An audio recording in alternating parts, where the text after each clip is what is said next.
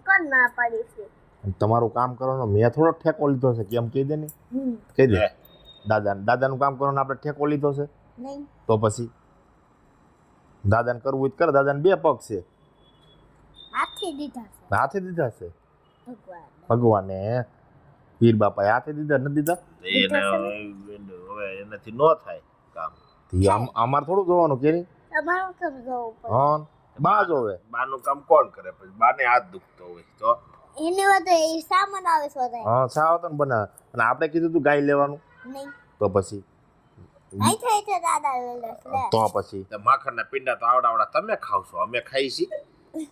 એ તો આમ પૈસા દઈ દેવું કે બાપુજી પૈસા આપી દે છે હા તો બા ગાય માખણ લાવવાની ગાય આવી તોય એમ દૂધ પીશે હા બા મને માખણ વગર ઘરે ન ઉતરે કોઈ પણ દૂધ લેવા આવું તો નો પેલા હાલી હા હાલી જાય દીધા બિચારી દૂધ લેવાનું સાય લેવા હા બાને હું અમે બે જાતા હોય નહીં એમ નહીં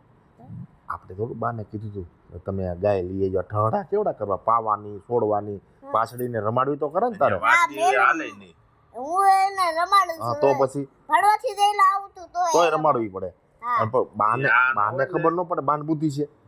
એમ નહીં બાને બુદ્ધિ જ નથી એ ગાય ક્યાં લાવવાની હતી અહીંયા ખર્ચા પણ લાવવાની જ નહોતી